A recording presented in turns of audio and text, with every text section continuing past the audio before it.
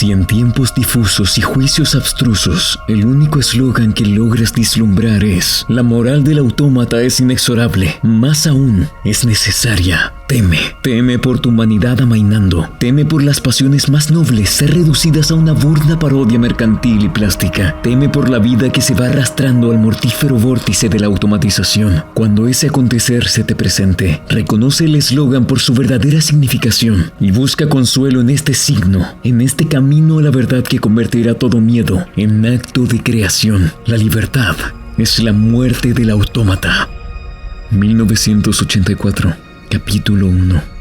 Era un día luminoso y frío de abril, y los relojes daban las 13. Winston Smith, con la barbilla clavada en el pecho en su esfuerzo por burlar el molestísimo viento, se deslizó rápidamente por entre las puertas de cristal de las casas de la Victoria, aunque no con la suficiente rapidez para evitar que una ráfaga polvorienta se colara con él. El vestíbulo olía a legumbres cocidas y a esteras viejas. Al fondo, un cartel de colores, demasiado grande para hallarse en un interior, estaba pegado a la pared. Representaba solo un enorme rostro de más de 1 metro de anchura, la cara de un hombre de unos 45 años con un gran bigote negro y facciones hermosas y endurecidas. Winston se dirigió hacia las escaleras. Era inútil intentar subir el ascensor, no funcionaba con frecuencia, y en esta época la corriente se cortaba durante las horas del día. Esto era parte de las restricciones con que se preparaba la semana del odio. Winston tenía que subir a un 7º piso. Con sus 39 años y una úlcera de varices por encima del tobillo derecho, subió lentamente, descansando varias veces. En cada descansillo, frente a la puerta del ascensor, el cartelón del enorme rostro miraba desde el muro. Era uno de esos dibujos realizados de tal manera que los ojos le siguen a uno a donde quiera que esté. «El gran hermano te vigila», decían las palabras al pie. Dentro del piso, una voz llena leía una lista de números que tenían algo que ver con la producción de lingotes de hierro. La voz salía de una placa oblonga de metal, una especie de espejo empeñado, que formaba parte de la superficie de la pared situada a la derecha. Winston hizo funcionar su regulador y la voz disminuyó de volumen, aunque las palabras seguían distinguiéndose. El instrumento, llamado Teidoat Italia, podía ser amortiguado, pero no había manera de cerrarlo del todo. Winston fue hacia la ventana. Una figura pequeña y frágil, cuya delgadez resultaba realzada por el mono azul del uniforme, tenía el cabello muy rubio, una cara sanguínea y la piel embastecida por un jabón malo, las romas hojas de afeitar y el frío de un invierno que acababa de terminar. Afuera, incluso a través de los ventanales cerrados, el mundo parecía frío. Calle abajo se formaban pequeños torbellinos de viento y polvo. Los papeles rotos subían en espirales y, aunque el sol lucía y el cielo estaba intensamente azul, nada parecía tener color, a no ser los carteles pegados por todas partes. La cara de los bigotes negros miraba desde todas las esquinas que dominaban la circulación. En la casa de enfrente había uno de esos cartelones. «El gran hermano te vigila», decían las grandes letras, mientras los sombríos ojos miraban fijamente a los de Winston. En la calle, en línea vertical con aquel, había otro cartel roto por un pico, que flameaba espasmódicamente azotado por el viento, descubriendo y cubriendo alternativamente una sola palabra: Ingsoc. A lo lejos, un autogiro que pasaba entre los tejados se quedaba un instante colgado en el aire y luego se lanzaba otra vez en un vuelo curvo. Era de la patrulla de policía encargada de vigilar a la gente a través de los balcones y las ventanas. Sin embargo, las patrullas eran lo de menos. Lo que importaba verdaderamente era la policía del pensamiento. A la espalda de Winston, la voz de la telepantalla seguía murmurando datos sobre el hierro y el cumplimiento del 9º plan trienal. La telepantalla recibía y transmitía simultáneamente. Cualquier sonido que hiciera Winston superior a un susurro era captado por el aparato. Además, mientras permanecía dentro del radio de visión de la placa de metal, podía ser visto a la vez que oído. Por supuesto, no había manera de saber si le contemplaban a uno en un momento dado. Lo único posible era figurarse la frecuencia y el plan que empleaba la policía del pensamiento para controlar un hilo privado. Incluso se concebía que los vigilaban a todos a la vez. Pero, desde luego, podían intervenir la línea cada vez que se les antojara. Tenía usted que vivir, y en esto el hábito se convertía en un instinto, con la seguridad de que cualquier sonido emitido por usted sería registrado y escuchado por alguien, y que, excepto en la oscuridad, todos sus movimientos serían observados. Winston se mantuvo de espaldas a la telepantalla. Así era más seguro, aunque, como él sabía muy bien, incluso una espalda podía ser reveladora. A 1 kilómetro de distancia, el Ministerio de la Verdad, donde trabajaba Winston, se elevaba inmenso y blanco sobre el sombrío paisaje. Esto es Londres, pensó con una sensación vaga de disgusto. Londres, principal ciudad de la Franja Aérea 1, que era a su vez la tercera de las provincias más pobladas de Oceanía. Trató de exprimirse de la memoria algún recuerdo infantil que le dijera si Londres había sido siempre así. Hubo siempre estas vistas de decrépitas casas decimonónicas, con los costados revestidos de madera, las ventanas tapadas con cartón, los techos remendados con planchas de zinc acalanado y trozos sueltos de tapias de antiguos jardines, y los lugares bombardeados, cuyos restos de yeso y cemento revoloteaban pulverizados en el aire, y el césped amontonado, y los lugares donde las bombas habían abierto claros de mayor extensión, y habían surgido en ellos sórdidas colonias de chozas de madera que parecían gallineros. Pero era inútil.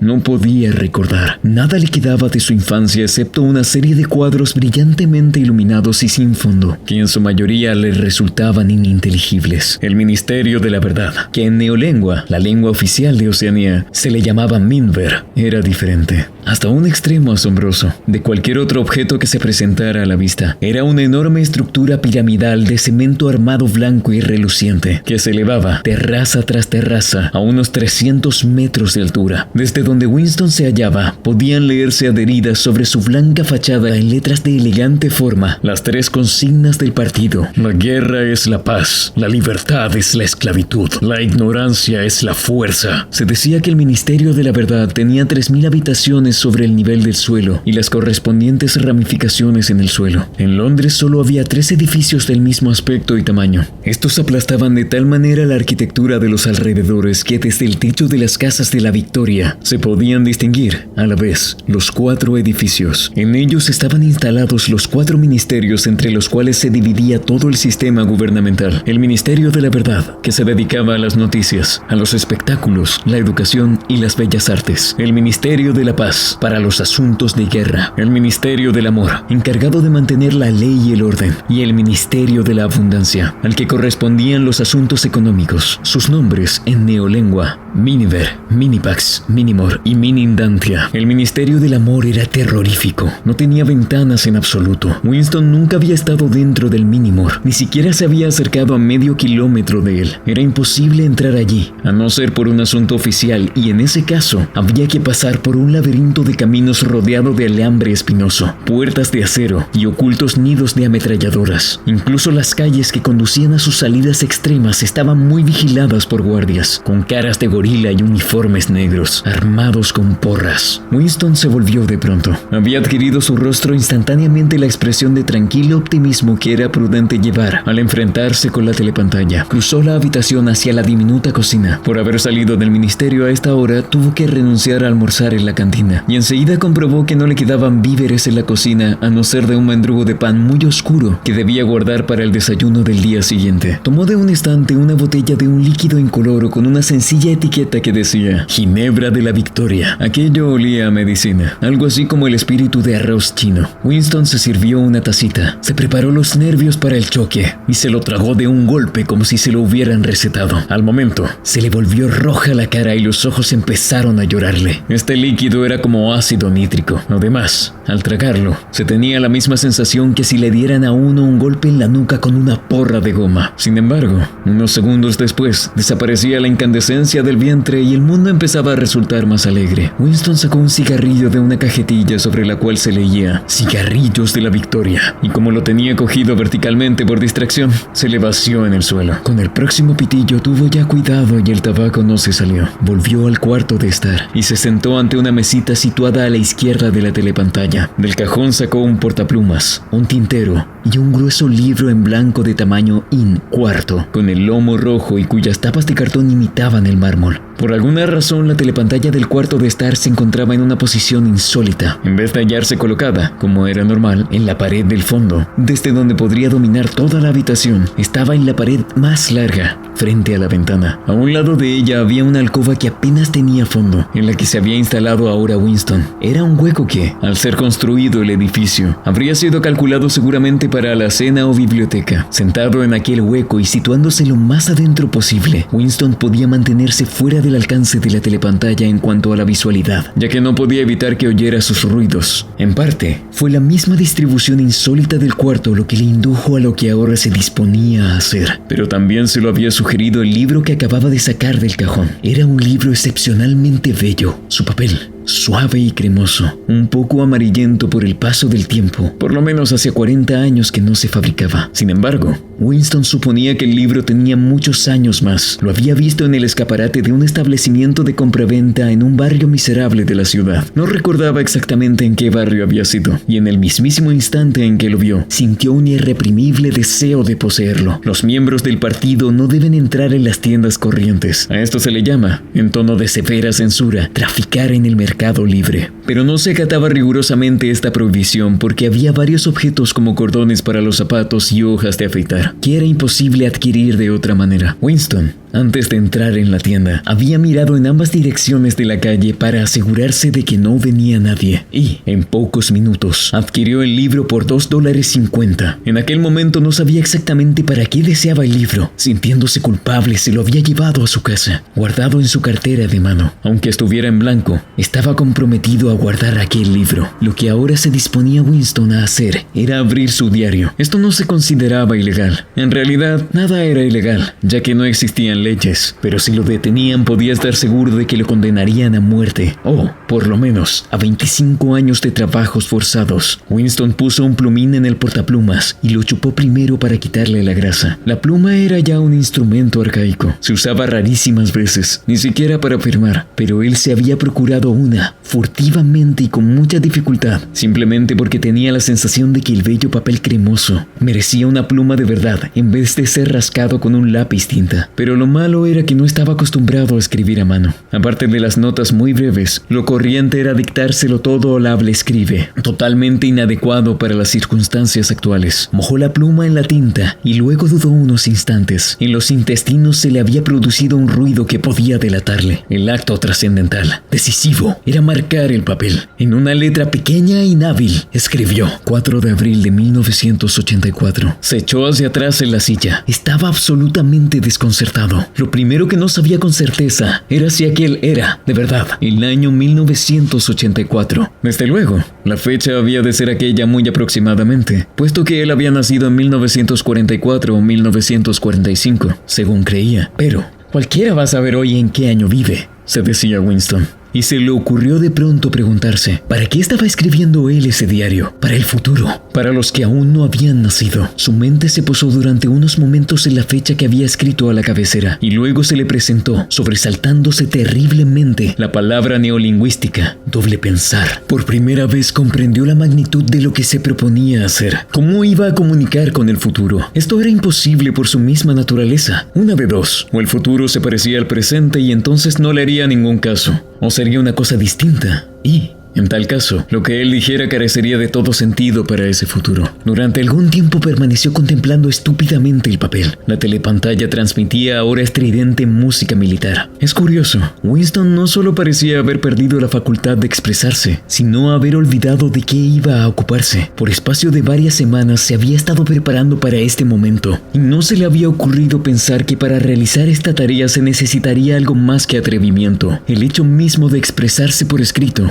creía él, le sería muy fácil. Solo tenía que trasladar el papel al interminable e inquieto monólogo que desde hacía mucho antes venía corriéndole por la cabeza. Sin embargo, en ese momento hasta el monólogo se le había secado. Además, sus varices habían empezado a escocerle insoportablemente. No se atrevía a rascarse porque siempre que lo hacía se le inflamaba aquello. Transcurrían los segundos y él solo tenía conciencia de la blancura del papel ante sus ojos, el absoluto vacío de esa blancura, el escozor de la piel sobre el tobillo, el estruendor de la música militar y una leve sensación de atontamiento producido por la ginebra. De repente, empezó a escribir con gran rapidez, como si lo impulsara el pánico, dándose apenas cuenta de lo que escribía. Con su letrita infantil iba trazando líneas torcidas, y si primero empezó a comerse las mayúsculas, luego suprimió incluso los puntos.